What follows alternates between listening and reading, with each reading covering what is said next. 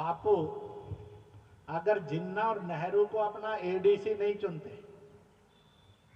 अंग्रेजों से वार्ता के लिए, तो भारत के टुकड़े नहीं है।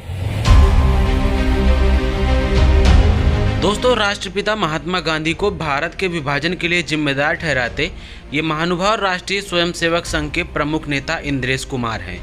एक और जहां पूरा देश आज़ादी का अमृत महोत्सव मनाते हुए स्वतंत्रता सेनानियों को याद कर रहा है, तो वहीं भाजपा और आरएसएस के कुछ नेता गांधी जी को छोटा साबित करने की होड़ में लग गए हैं, जबकि इन दोयम दर्जे के नेताओं की हैसियत गांधी जी के पैरों की धूल के बराबर भी नहीं है। आज जब गांधी जी के सत्य और अहिंसा को अपने निशाने पर हमेशा रखने वाले बीजेपी प्रवक्ता संबित पात्रा ने भी ये मान लिया कि देश के विभाजन के असल जिम्मेदार मजहबी कट्टर सोच वाले लोग हैं, न कि सत्य और अहिंसा के पुजारी राष्ट्रपिता महात्मा गांधी।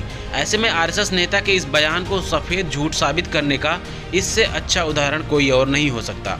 संबित पात्रा ने अपने ट्वीट में साफ शब्दों में कहा कि 14 अगस्त 1947 का वह दिन जब कट्टर मजहबी मानसिकता के कारण दुखद भारत विभाजन के दौरान लाखों निर्दोष लोगों ने अपनी जान गंवाई।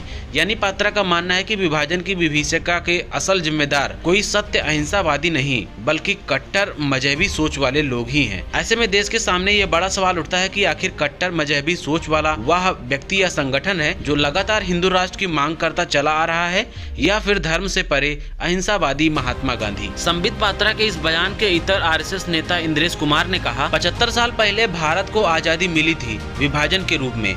बापू अगर नेहरू और जिन्ना को अपना एडीसी नहीं चुनते तो भारत के टुकड़े नहीं होते। अपना अल्प ज्ञान प्रदर्शित करते हुए नेताजी ने भारत विभाजन का पूरा ठीकरा बापू के सर पर तो फोड़ दिया, लेकिन अगर आप इतिहास पर लिखी गई किताबों पर गौर करें तो गांधी, जो कभी भी भारत का विभाजन चाहते ही नहीं थे, लेकिन परिस्थितियों के आगे विवश होकर उन्हें धार्मिक मजहबी कट्टर सोच वाले लोगों के सामने झुकना पड़ा और उस स्थिति को स्वीकार करना पड़ा। आरएसएस नेता इंद्रेश कुमार के इस बयान पर आम आदमी पार्टी के नेता संजय सिंह ने कहा, ये है आरएसएस बीजेपी की असली सोच।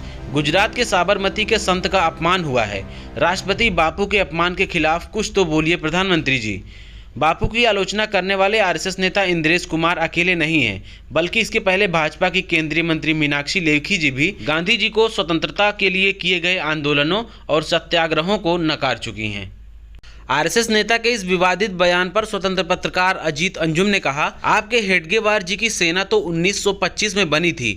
खेतों मैदानों में उछल कूद करके लाठी भांजने वाली सेना को अंग्रेजों से लड़ने में क्यों नहीं लगाते? कहाँ थे 22 साल तक?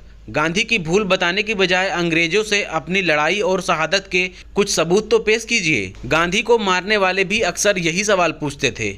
इतिहासकार अशोक कुमार पांडे ने कटाक्ष करते हुए कहा, आरएसएस कार्यालय में तिरंगा झंडा फहराने पर 3 युवाओं को तो गिरफ्तार करवा दिया गया और आए हैं देशभक्ति की बात करने। ये सब अपने बाप सावरकर के बारे में नहीं बोलेंगे, जो हिंदू राष्ट्र चाहता था, जिसकी वजह से हिंदू मुसलमान के बीच तनाव था और देश के 2 टुकड़े हो गए। संघ के द्विराष्ट्र सिद्धांत के कारण बंटवारे की नींव पड़ी। जनता को झूठ मत सिखाओ। बंटवारे का असली कारण संघ की नफरती राजनीति थी। संघ की कक्षाओं में झूठ बोलने की ट्रेनिंग दी जाती है, इसका असर आप पर पूरी तरह आ चुका है। आरएसएस, हिंदू महासभा और जिन्ना की जुगलबंदी तथा इनकी करतूतों के कारण देश का बंटवारा हुआ, जिसे आज तक भी एक टुकड़ा अपनी आज़ादी नहीं मानता। हर बात में इन्हें कांधा गांधी का और कारनामे गोलवरकर व सावरकर के चाहिए। अपने असली पुरखों की पीठ पर राजनीतिक